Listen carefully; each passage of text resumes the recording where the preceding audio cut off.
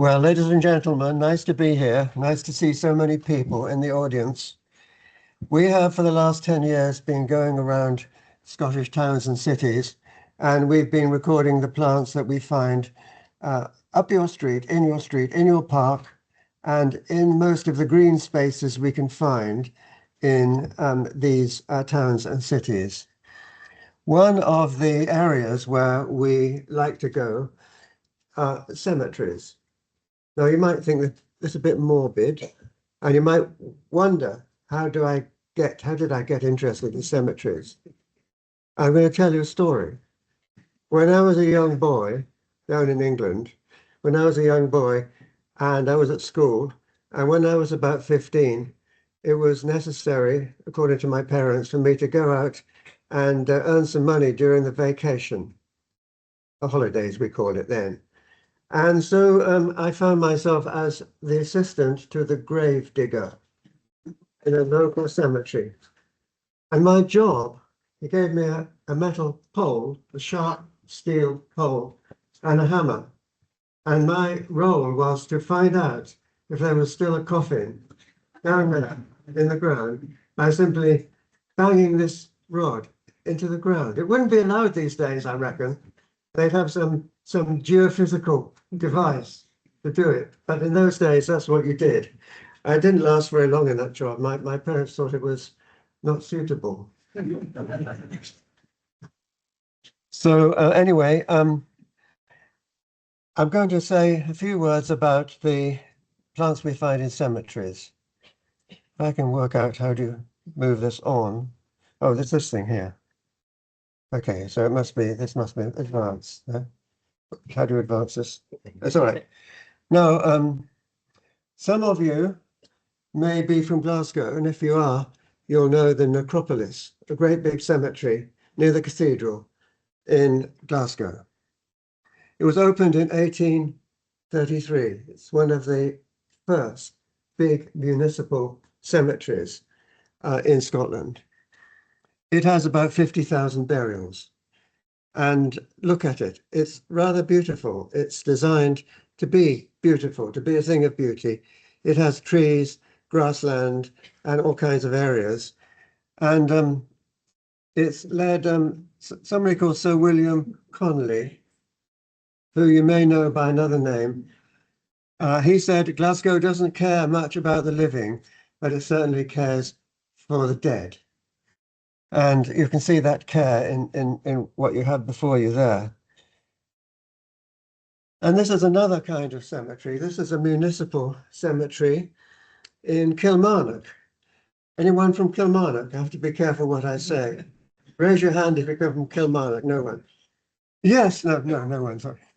So you can see it's very regimented, and there's not much scope for wilderness, for wild plants. There's nothing much there. There's a little bit of soil around the gravestones. The paths are very narrow, and it's maintained by mowing several times a year. Some people like this kind of cemetery. Now, I want to introduce you to the Bishop of Norwich. You might wonder, is this a digression? No, it's not a digression. The Bishop of Norwich is not the same as the famous Bishop Usher of the 17th century, who said that the age of the earth was 6,000 years. Not him. This is a modern Bishop of Norwich. And this is him. I don't know whether any of you recognize him. You should do, because he's an Edinburgh graduate. In fact, I taught him. So when he graduated, he took me to a pub, and I said to him, "What are you going to do then, Graham?" And he said, "I think I'll become a bishop." And he was perfectly serious. He wanted to become a bishop. Not many young men or women have that intention. I think I'll become a bishop. But he did. He became a bishop. And now he leads the spiritual lords, they're called, the 26 bishops who go to the House of Lords and debate with other noble people. So from an ecology degree to being the Bishop of Norwich, it's quite a story. And he said, before the synod in 2024, he said, graveyards should be for the living, more or less the same as William Connolly said. And that was very interesting. And there is, now why is this? Oh, there we are. So he wanted to put forward the idea that throughout the land, graveyards should be considered as places for wildlife, and they should be developed in that sort of way. Local authorities should do something about the fact that some of our cemeteries are in very bad condition as far as the species they contain. Now, this is a cemetery very close to where we sit. It's the other side of the road from us, is Warriston. And you can see that it's practically a woodland. Many areas of it are woodland, and it's very rich. It's very rich in wildlife. Birds are singing. If you go there in the spring, you can listen to the birds singing, the dawn chorus, and it's rich in plant life as well. And this is a kind of cemetery that I think Graham had in mind, one that's allowed to become naturalistic.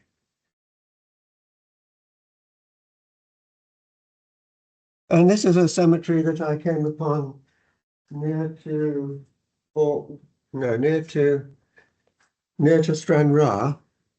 It's at Castle Kennedy, and it's a private chapel with a private burial ground. And this is not very good either. Although it's old, they regularly clean the walls and clean the monuments. And there isn't a path, there's just grass that's perhaps cut once a year, maybe that. It's not very rich. It looks quite pretty. If you're interested in graveyards, you might think this is a nice scene, but when I go and look, there's not much there. No, you might recognize one person. It's David, of course.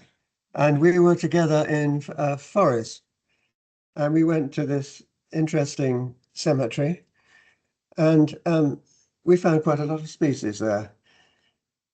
We can say that there are many microhabitats, and one microhabitat is this edge between the grass and where people walk.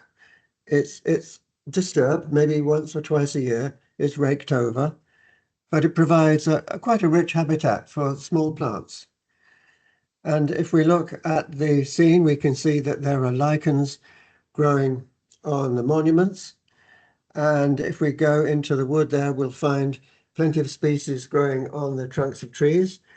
And beyond that, there's a wall, and the wall itself will have many ferns and other species growing there.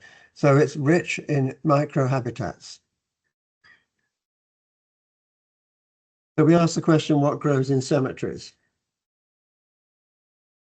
So I'm going to talk about, 4 data sets.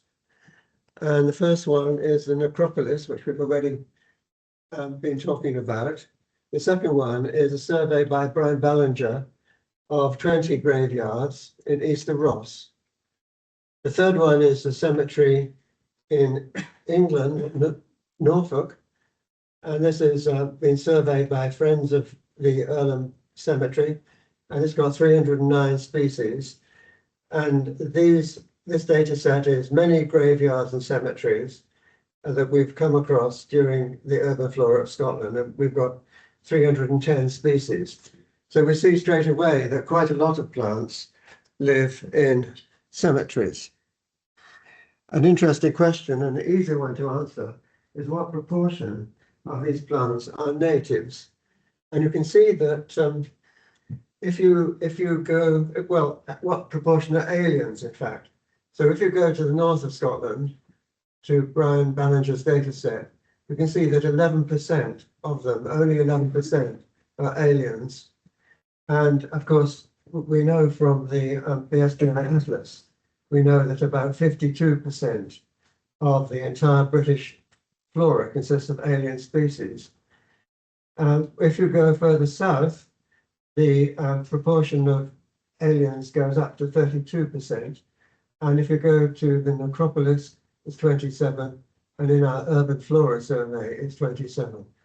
So we may say that it looks as if the cemeteries that have been recorded fully contain a pretty high proportion of native species, which is a very nice thing. Now, there is such a thing as an axiophyte. Now, I met this term only a couple of years ago. It hasn't really taken off. So the idea of an axiophyte has been proposed by the BSBI some years ago. Axiophytes, they're worthy plants. They're plants that botanists like to see. And quite a lot of them, maybe 40% of all the species, they're axiophytes. And they arouse interest and praise when we see them. So this is a quite interesting metric. And GB, the whole of the country, has 35% of axiophytes. Well, look, 52% of the northern cemeteries are axiophytes, and 47, 41, 47. So cemeteries, they have axiophytes, plants we like to see. And some of them are things like honeysuckle and bluebells, all kinds of things like that are axiophytes. Come on. We may ask about rare species. So I've looked at what are the rarest species in each of these 4 data sets. And I've found the top 20 species and the lowest as well. So we look at the frequency with which each species is found in the British flora. And we do that by looking at how many hectads in the BSBI records, how many hectads there are. And we can therefore assess nature conservation value from an estimate of how many unusual rare species there are. So we go to the necropolis, and you can see that the pattern is that if we look at the common species, that they're ones that you would recognize straight away, beginning with Plantago lanceolata, and they're all native. So many native species are growing in these cemeteries, in this particular cemetery. And if we look at the rarest, they're nearly all aliens. You know, this is the alien code, and this is the native. So mostly they've got alien species. There are a few native ones that are, in fact, represented in the rarest. And a couple of them, they're not desperately rare. So the heath pearlwort occurs in Britain in 499 hectares, and the soapwort is found in 962 hectares. So they're not vast and rare or even scarce, but they are fairly unusual. So that's quite nice.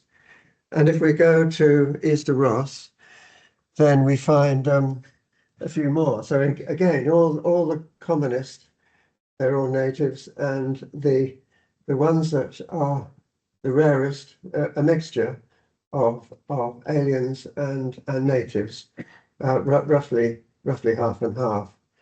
And here's one of the ones that I like to see. We've seen it many times in the urban flora. We don't just see it in cemeteries. We find it in quite a lot of places.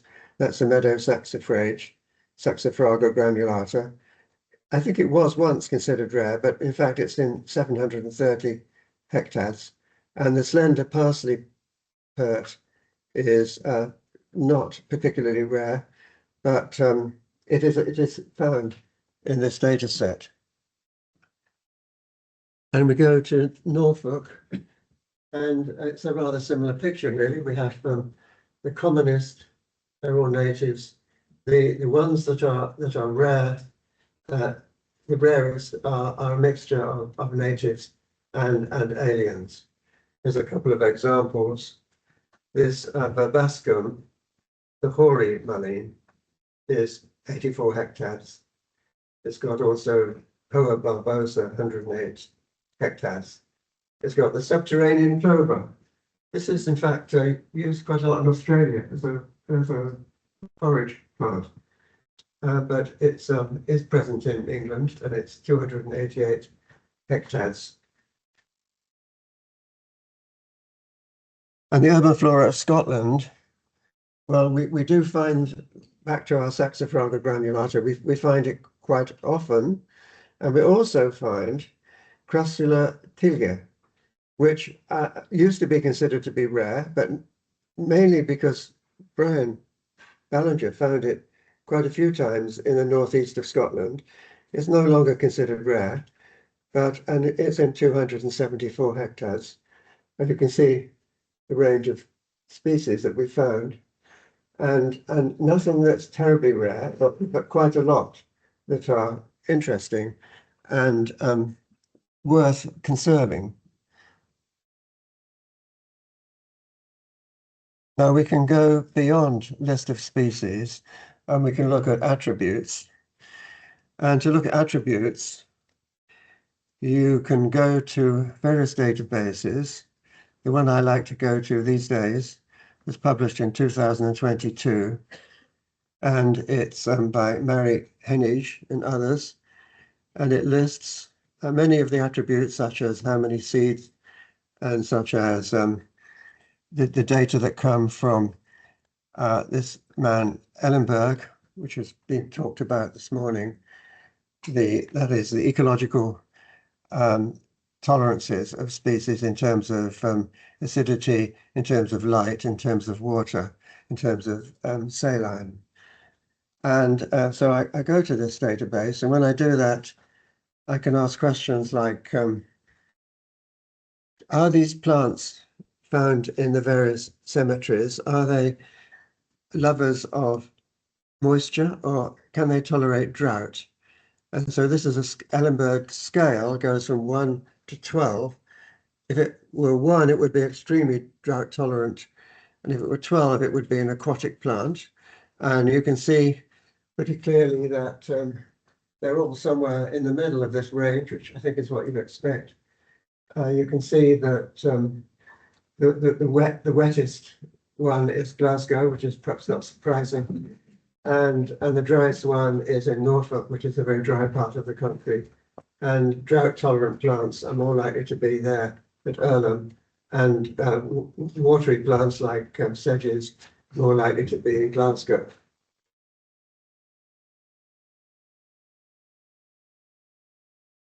And we can ask about whether they're nitrophilous, that's it. And we look at that in the same way.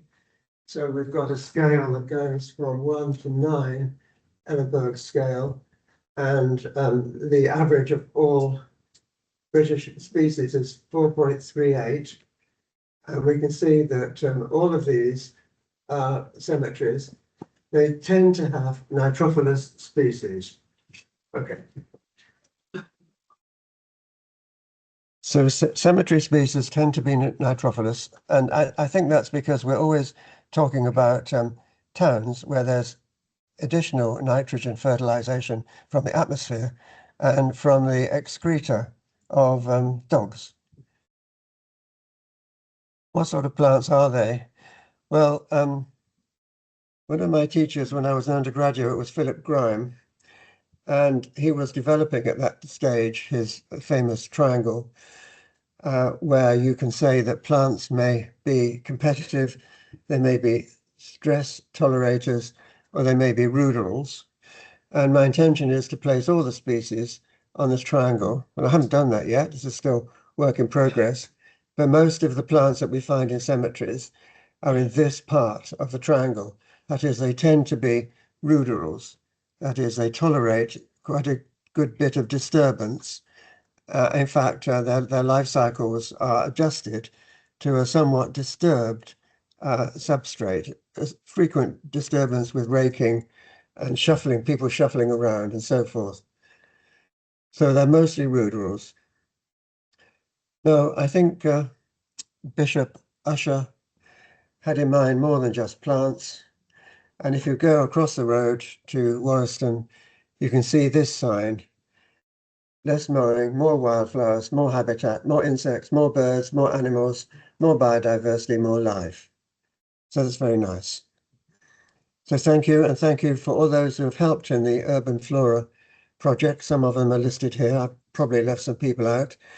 But we are in the process of writing the book about the urban flora, and we're making reasonably good progress. We've got a publisher, and we hope that when I stand before you, if I do stand before you in a year's time, I hope that I can hold it up and say, look, we've got a book.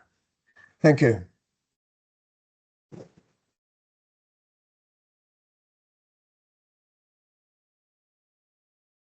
Thank you very much, John. I think there's time for one question.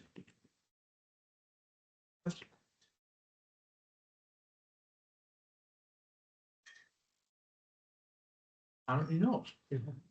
Oh, yes, here we are. Have you thought about sort of setting it into motion? Obviously, you've got a lot of data here that's suggesting that these places are pretty high value. And what's the next step that you see in terms of getting these places valued? You know, you highlighted, was it Kilmarnock? Yeah. What's the next step in encouraging places to move more towards what we've got across the road rather than that sort of simplified? I think I'm going to repeat the question, Yeah. which is just for the purpose of the microphone. What's the way in which you can get these places more highly valued? Yeah. I think what we have to do is publicize the fact that cemeteries are for wildlife, and we have to convince people, councils, local community groups that this is the case. And we need somehow publicity, because mine isn't the only study of cemeteries.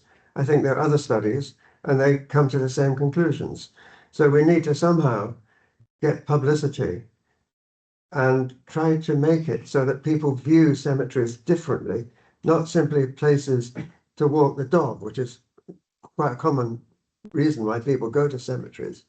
So they've got to appreciate cemeteries as places for wildflowers, birds, insects, and so on. Yeah, I think that there's a charity called God's Acre, something like that. And I happen to know that there's a new naturalist volume in production. It'll be a couple of years yet, about natural history churchyard. Right, thank you so much.